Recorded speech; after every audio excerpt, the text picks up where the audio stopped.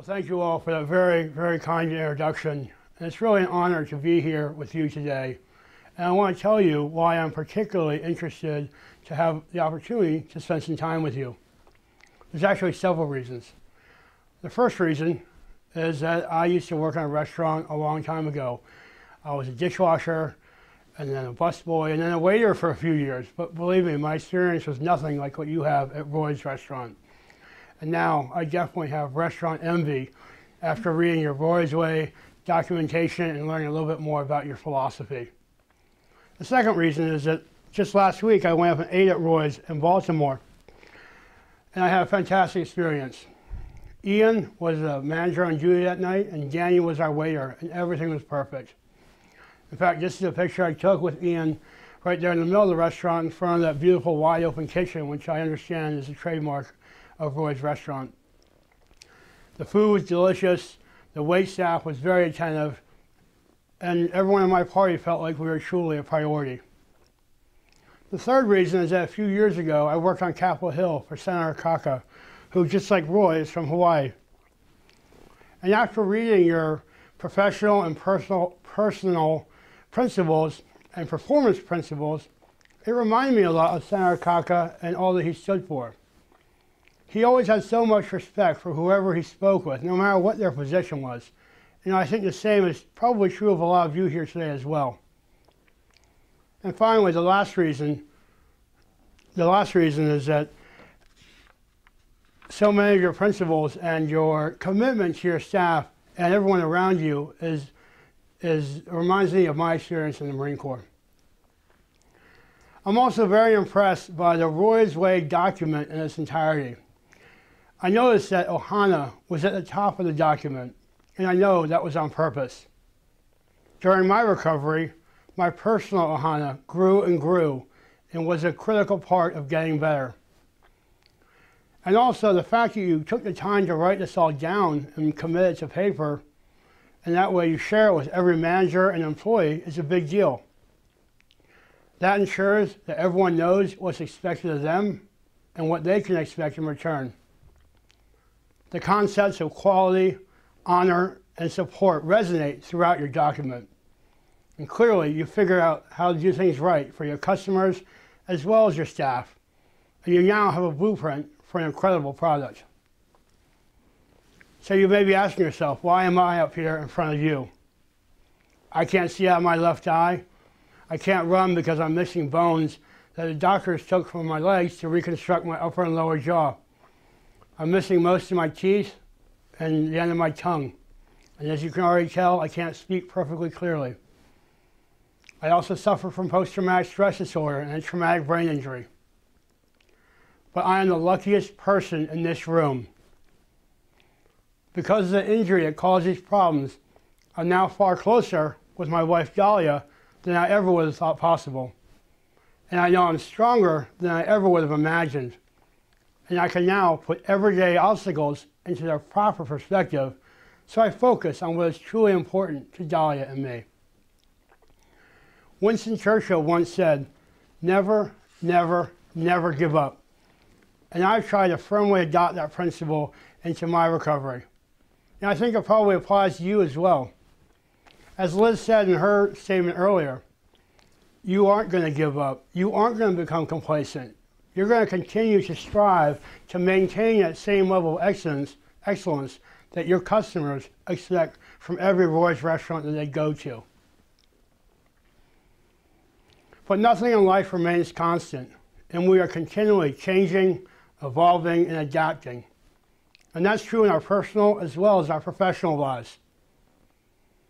You at Roy's are experiencing a lot of change right now as you welcome aboard a new president with an exciting and aggressive vision for your brand, and as you explore new options with your restaurants. And clearly, everyone here today and each one of your employees is also going through a lot of change in their personal lives, whether it's a new baby at home or death in the family, a marriage, a promotion, a divorce, or whatever it is. We're all going through change all the time. 6 years ago, my life changed drastically, and by all objective measures, I shouldn't have survived to be here today. I joined the Marine Corps after my second year of law school, but when I deployed to Iraq, it wasn't in the role of a JAG officer.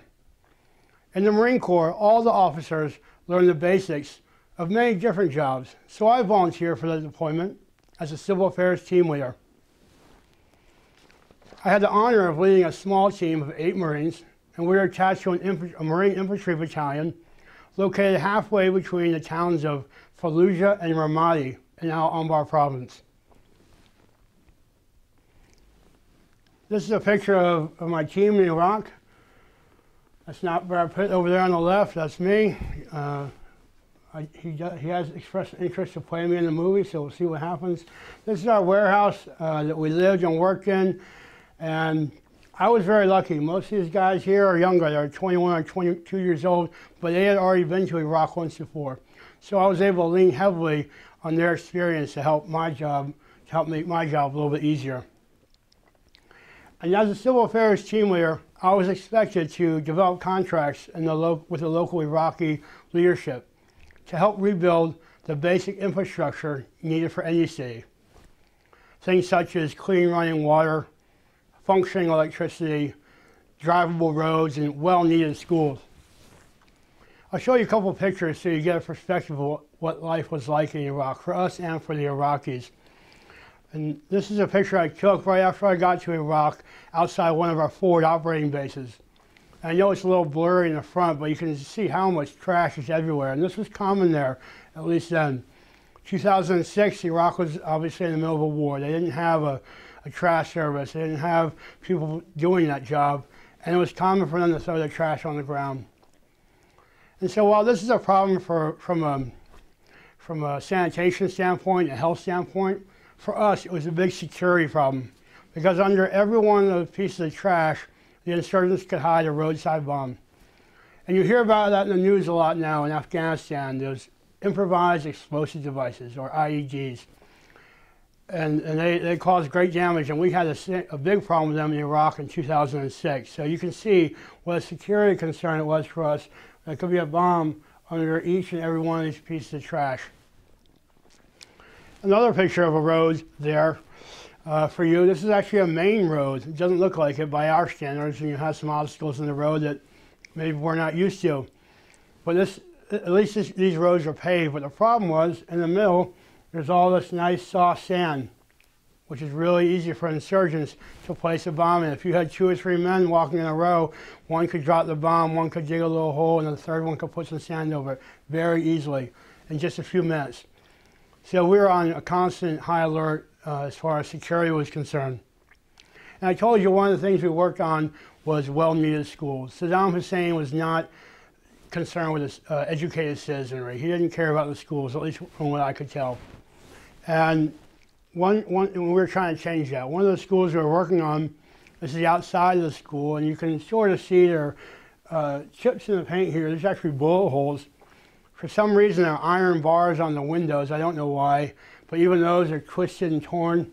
The windows are all broken out, and there's some boards there. You can see that there's cement all over the place, and the school was built around a courtyard, and there was only one little sidewalk through the courtyard, so it was just fine in the summer when it was hard-packed sand. But when it rained, everything was muddy, and everything was really dirty. It was just a really unfortunate situation. So the outside of the schools are bad, and so are the insides. And I'll show you a picture in a second of what one classroom looked like. But it would really break your heart to see what these little kids had to go through there. And kids there are just like kids here. They're inquisitive, they want to be around each other, they want to learn, but it's tough when you have a rough classroom all day. And again, I know this picture's a little fuzzy, but you can see how many students are packed in a really small area, very little personal space. And the environment itself is depressing. You can see the walls are permanently dirty, so is the chalkboard, which is off to the side. The windows may or may not be broken out, and you can't see it, but in the ceiling, there were wires coming down where at one point a ceiling fan had been, but someone probably stole it. In the summer, it got to be 110 or 120 degrees here. And without any functioning electricity, that means there's no air conditioning, and that ceiling fan wouldn't work or anything. So it was a real tough environment. We were trying to change that. But unfortunately, the fall of 2006 was a really volatile time for the Marine Corps in Iraq. The insurgency was at its most powerful level, and it was virtually impossible to work closely with any of the Iraqis because we would go back to our bases at night or our combat outposts, and they would be visited by those insurgents with very real death threats for the slightest sign of cooperation with us. In fact, the school teacher here refused to be in the picture because she didn't want anyone to think she was working with us. And when we wanted to have a meeting with the principal, we had to go on a night mission with night vision goggles and a whole squad of Marines just so I could have a quick meeting with him to discuss details so no one would know we were working with him and assisting him with this project. That being said, I'll always look back on my time in Iraq as a highlight of my career. Not too many lawyers get to lead Marines in a combat environment, and I learned a lot about myself and effective leadership while I was there. Now, the Marines do many things very well, but one thing in particular is that we take care of each other. And I know that's something that's very important to you in the restaurant industry. In fact, if it weren't for the Marines around me on October 18, 2006, as well as an amazing Navy corpsman, I wouldn't be here today. Because I worked closely with a battalion commander, he put me on what he called his jump team, which was comprised of about a dozen Marines who worked very closely together. And we went out across the wire into enemy territory about 4 or 5 times per week. In fact, this picture is one I took when we just got finished with a long patrol out to one of our forward operating bases so the colonel could check on his Marines, make sure they were doing okay. This is a forward operating base. As you can see, it's just a house in a neighborhood. In fact, it's this house and the one next to it. You can see the sandbags up there as well. We put sandbags to help protect against enemy snipers, and we would reinforce those buildings as well, and then the Marines would live there. We use those forward operating bases as launching posts for offensive operations or for intelligence gathering operations, and also just to let the local Iraqis know that, hey, we're committed to you. We're going to live in your neighborhoods. We're not just going to go back to our bases. We want to be here and help you and protect you from those insurgents. We're putting our lives on the line too. On October 18, 2006, we were on a regular combat patrol, and we got to an area not too far from this operating base, and we knew there was a sniper in the area because he'd already killed a few of our Marines. But of course, we weren't going to let that get in the way of our mission. And we actually had a reporter with us that day, and he and others have reiterated to me what happened because I don't remember most of that day. I know we stopped by in the morning at an Iraqi police station, which had got shot up the night before, so we could show them how to better defend their position from the insurgents and make sure they're okay. And then the colonel wanted to stop by another one of our forward operating bases to check on his Marines and make sure they're getting enough food and make sure their morale was high. And I guess at that point I noticed the reporter was just kind of standing around, not really moving, which is the last thing you want to do when you know there's a sniper in the area. As we got to the next stop and got out of the vehicle and walked away from the Humvee, I said to him, hey Jay, you need to move quicker here. Don't forget about that sniper. And based on that, he took a big step forward, and a split second later, a round came in, a bullet came in right where his head had been and hit the wall between us. Before I could react, the next round came in and hit me behind my left ear and exploded out of my mouth, causing catastrophic damage along the way. In fact, the Marines around me thought I had been killed. And when the Navy corpsman came running over, they said, don't worry about the major, he's dead.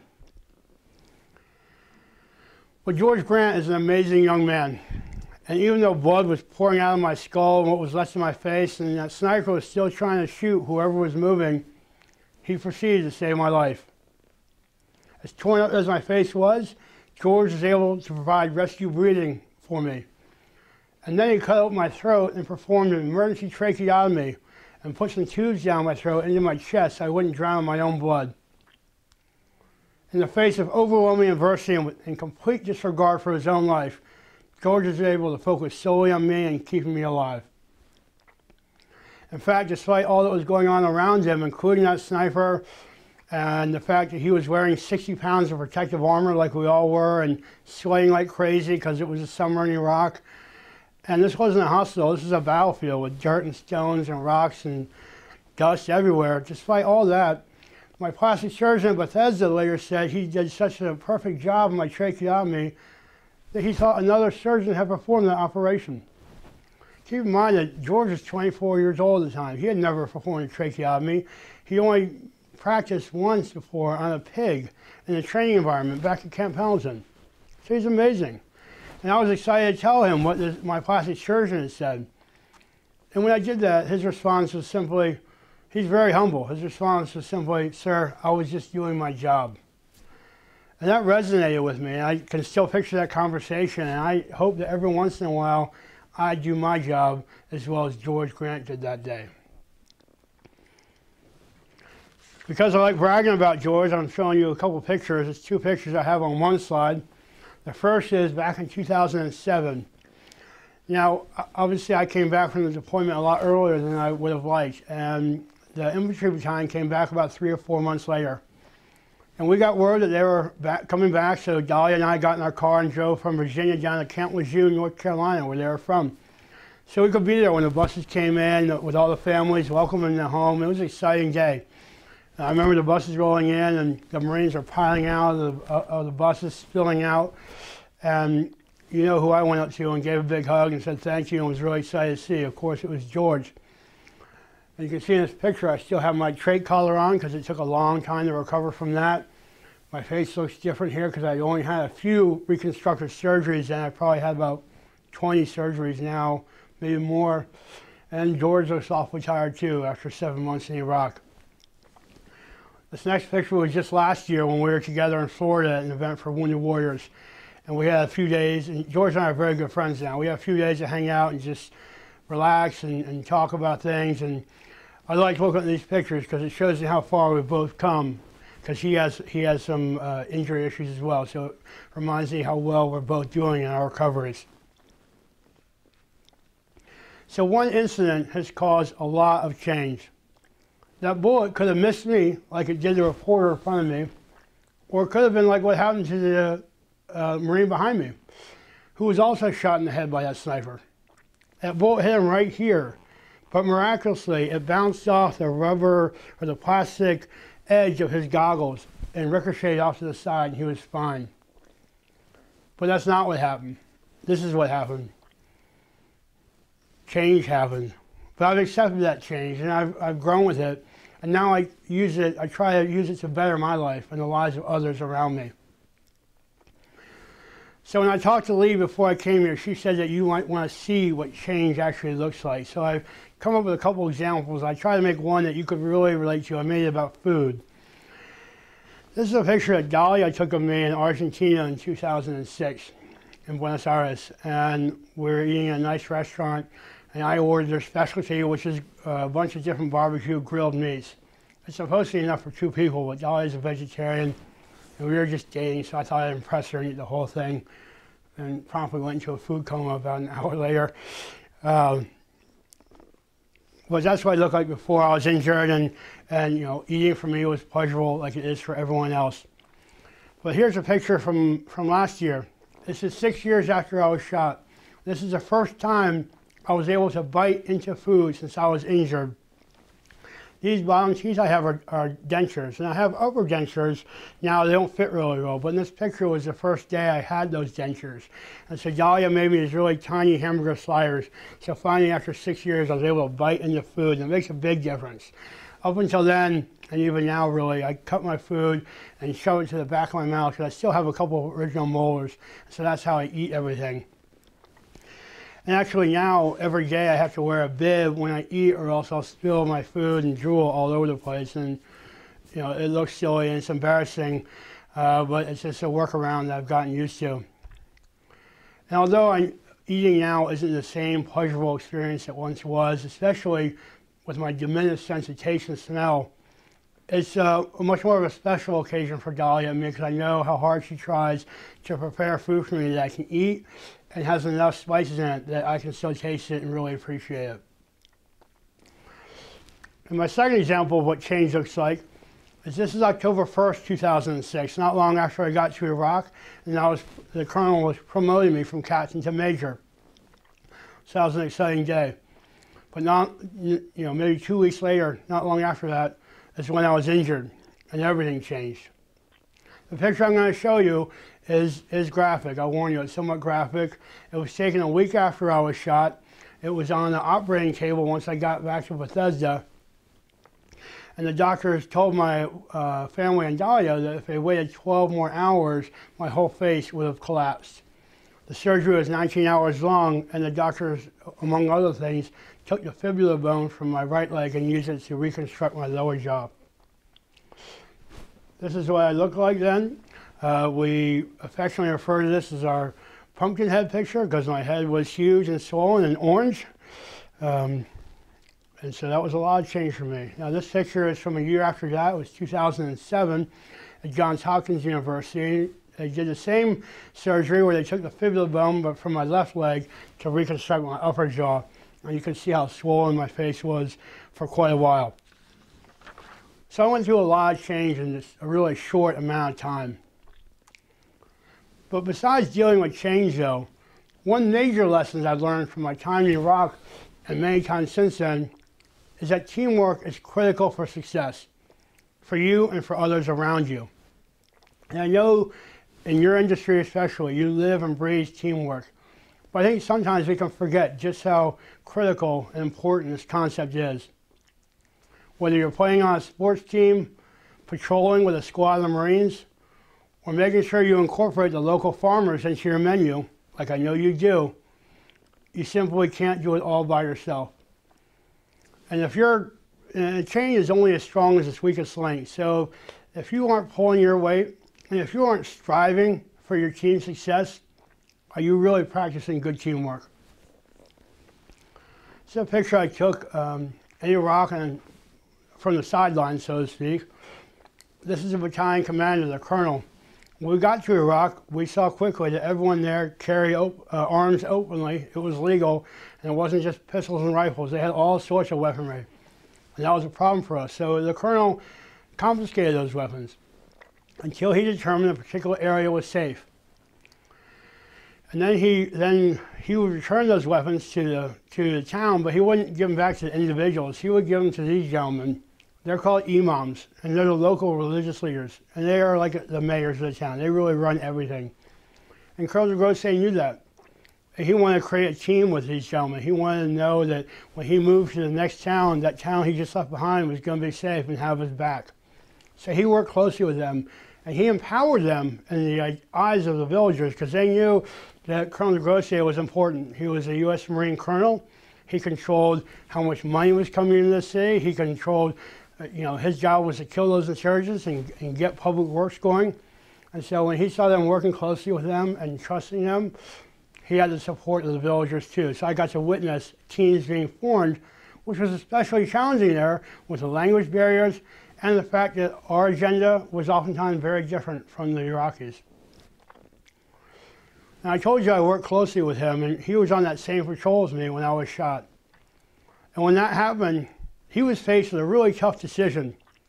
Should he call in a medical evacuation for me, not knowing how long it would take because of competing interests all over the battlefield, or should he risk one of those roadside bombs and have someone drive me to the aid station?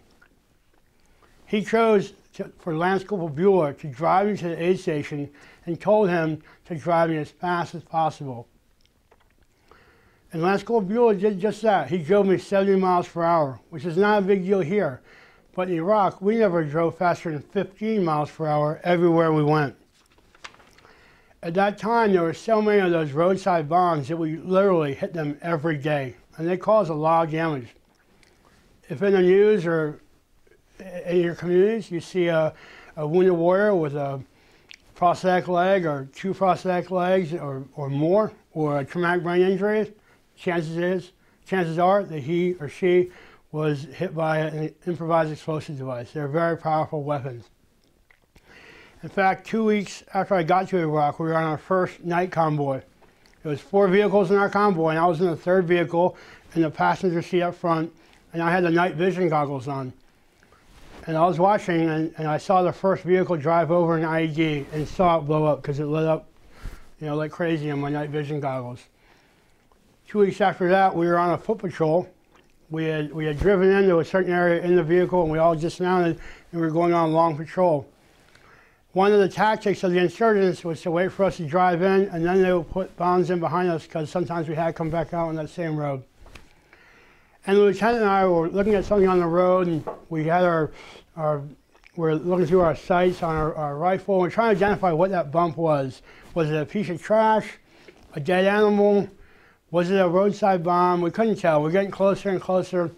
Someone detonated it, probably with a cell phone, and the lieutenant and I saw and heard it go off at the same time. We both dove to the side, but we were still sprayed, but with dirt and gravel and stones, because the insurgent had put it in backwards. Otherwise, we would have been sprayed with shrapnel and metal and been killed. So we dusted ourselves off and kept going with that patrol. But that was happening to everybody, and that was going on all the time. We had learned the hard way that driving faster than 15 miles per hour dramatically increased the chances of causing that vehicle to flip end over end when it hit, and realistically, probably killing every Marine in that vehicle. But just like Corporal Grant had done minutes ago, Lance Corporal Bueller put his own life on the line for me and drove me at 70 miles an hour to that aid station. So I'd get there in what they call the golden hour, where you have 1 hour to get treatment after a traumatic incident to really increase your chances of surviving. And I can't imagine two better examples of teamwork than what Corporal Grant and Lance Corporal Bueller did that day for me. Now, back in 2006, Dahlia and I were not yet married. That wouldn't happen until 2008. What kind of husband would I be if I talked about getting married and didn't show you a picture of us walking down the aisle? So here we are. We were married at the Marine Corps Museum in Virginia, and actually October is our 5-year anniversary, so we're both very excited about that. It's been a great 5 years. We met early on in 2006 in a Spanish immersion course in Buenos Aires, Argentina. Dahlia was there from California, and I was from Virginia. And we were in the same small class. There were only 4 of us in the class, and so we were there all day. I was there in the program for 3 weeks. We spent a lot of time together there, really hit it off, and then dated that summer back in the States. When I deployed to Iraq at the end of the summer, Dahlia actually went to pursue her PhD at Cambridge University in England. Unlike other wars, though, we were able to talk almost daily through email or letters or care packages and the occasional satellite phone call. And always those phone calls ended up with figuring out, once I got back from Iraq, how we get our lives together, because we were already talking about marriage then. And Dahlia jokes now and says I didn't need to jump in front of a bullet. She would have been there for me anyway, but I guess I had to leverage my odds about that. When I was airlifted out of Iraq, they took me to the military hospital in Landstuhl, Germany. And normally service members don't get visitors there because it's so far away. But Dahlia was already in England, so it was relatively easy for her to come see me there. And I was there for 4 days, and then the doctors decided to send me to the military hospital in Bethesda, Maryland. At that point, Dahlia decided to drop out of her doctoral program to be with me there in the hospital. Never mind that going to Cambridge University was a lifelong dream of hers. And never mind, she was from the West Coast and didn't know anyone in Maryland or anyone near that hospital. And never mind that still then the doctors weren't sure if I was going to survive my injury. When I arrived at Bethesda, of course, my life was turned upside down and inside out. But the one person, Dahlia, was there to keep everything together for me. And when I woke up from my coma, she was there right by my side, and we've been an inseparable team every day since then. This is a picture from my Purple Heart ceremony in 2007, and I thought it was entirely appropriate for her to be up there next to me when I received it, because I viewed us as one unit going through a traumatic experience, and I thought that she should be next to me when I received that award, because as far as I'm concerned, it's our award. So obviously teamwork was at the core of everything I did in Iraq, and that didn't change once I came home. And conceptually, it's not so different than everything you do at Roy's. Truly creating the spirit of aloha and ohana for each one of your clients requires so many moving parts that you can't help but to engage in teamwork to get it all done. The key is to do it well. On that day of October in 2006, my team around me sprang into action to identify the attacker and to protect me. And they knew exactly what they were doing because they have practiced for that kind of emergency contingency many times over. They were able to save my life because of it. And likewise, you should continually look for opportunities for yourselves and for your staff to serve on different teams and to make valuable contributions. I know it may sound crazy, but this change that was thrust upon me, this violent change, and all that came with it, has actually been beneficial to me in the long run. I've now had the honor of serving in different leadership positions in the Wounded Warrior community. I've been invited to the White House on several occasions, and I already described to you how close Dahlia and I have grown. The bottom line is, life changes for better or worse. It all depends on how you look at it. I view the glass as half full, not half empty. Otherwise, you just get left in the dust, and who wants to be there? I want to live life in the future, not the past. Change is opportunity, and Dahlia and I are taking advantage of it every day. So today we've had a chance to talk about the upside of change and the value of teamwork, the value of effective teamwork. Before we wrap up though, I'd like to talk to you about another Marine officer. His name was Major Doug Zembeck. He wrestled at the U.S. Naval Academy, and while there he was a two-time NCAA All-American, and his coach referred to him as the best conditioned athlete he had ever been around. Major Zembeck graduated from the Academy on May 31st, 1995, and served on active duty in the Marine Corps until he was killed in action in 2007. Major Zembeck, after serving combat tours in Kosovo, Afghanistan, and Iraq, was a force recon officer in every sense of the word. He was named the Lion of Fallujah for his heroic actions leading his Marines and sailors in 2004. As a rifle company commander, he led 168 of them in the first conventional ground assault into Fallujah. He was awarded the Silver Star and the Bronze Star for honor and valor and bravery and gallantry in action. And then for wounds he sustained in combat, he was awarded 2 Purple Hearts. There are now many facilities around the country that are named after Major Zembeck, and one is a military base near my house. The swimming pool is named after him. I told you he was named the Lion of Fallujah, and when you walk in the complex, this picture of him is up there on the wall. And on the wall across from it is a beautiful plaque that describes who he was and what he was doing that day that he made the ultimate sacrifice for our country. And I look at that picture and I walk in there and it motivates me to work harder and have a better workout because I'm here and he's not.